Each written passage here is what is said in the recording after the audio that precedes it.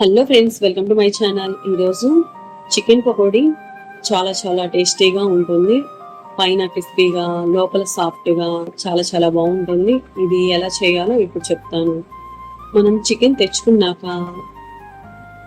కొంచెం నిమ్మకాయ, గల్లుప్పు వేసుకొని బాగా నీట్గా కడుక్కొని వాటర్ ఏమీ లేకుండా ఒక గిన్నెలో తీసుకోవాలి. 1/2 kg బోన్ లెస్ కాకుండా బోన్తో చికెన్ పకోడీ చేస్తున్నాను. బోన్తోనే తీసుకొని చేసుకున్నా కూడా మనకి టేస్ట్ చాలా బాగుంటుంది.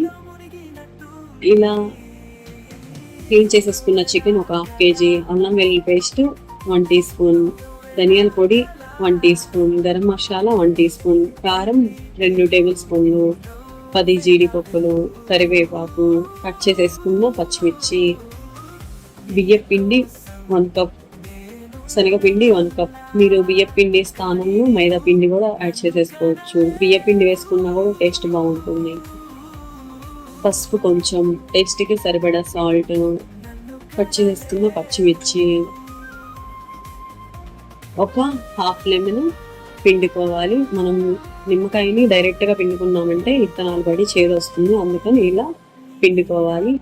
ఇలా నిమ్మరసం కూడా వేసుకున్నాక ఇవన్నీ బాగా మసాలాలు చికెన్కి పట్టేలాగా మొత్తం బాగా కలుపుకోవాలి. ఇదంతా కలుపుకున్నాక మనకి కొంచెం డ్రైగా ఉంది కాబట్టి కొంచెం వాటర్ యాడ్ చేసుకోవాలి. ఒకేసారి పోసుకోకుండా కొంచెం పోసుకోవాలి. మనం ఈ చికెన్ బాగా లూజ్గా కలుపుకున్నామంటే నూనె పీలుస్తుంది, నూనె ఎక్కువగా పడుతుంది. కొంచెం టైట్గా కలుపుకున్నామంటే నూనె తక్కువగా పీలుస్తుంది. మన ఆరోగ్యానికి కూడా ఆయిల్ ఎక్కువగా తింటే మంచిది కాదు కాబట్టి ఇలా చేసుకున్నా కూడా చికెన్ టేస్ట్ చాలా బాగుంటుంది. ఇలా కలుపుకున్నాక ఈ చికెన్ని ఒక 2 గంటలు ఫ్రిడ్జ్లో పెట్టుకోవాలి. ఫ్రిడ్జ్లో పెట్టకపోయినా ఇవన్నీ కలుపుకుంటాం కాబట్టి చికెన్ పాడవకుండా ఉంటుంది. 2 గంటలు పక్కనైనా పెట్టేసేసుకోవచ్చు, లేదు ఫ్రిడ్జ్లో అయినా పెట్టుకోవచ్చు. ఇలా మనం మ్యారినేట్ చేసుకోవడం వల్ల చికెన్ సాఫ్ట్ అయ్యి జ్యూసీగా ఉంటుంది, లోపల పైన క్రిస్పీగా ఉంది.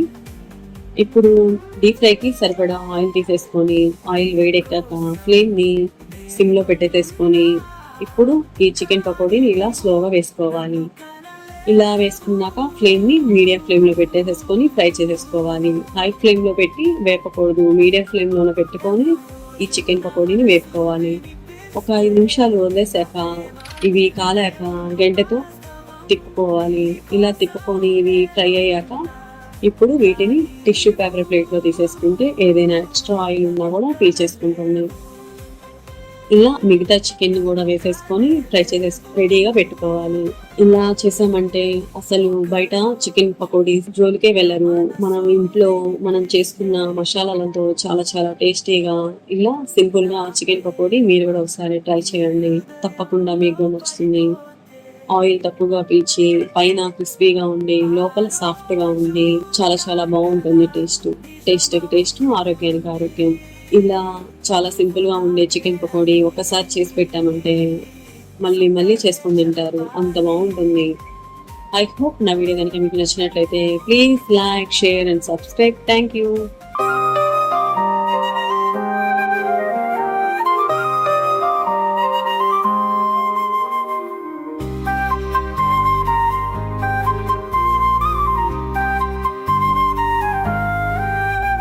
అనుకోకుండా నిన్ను చూసిన రోజునే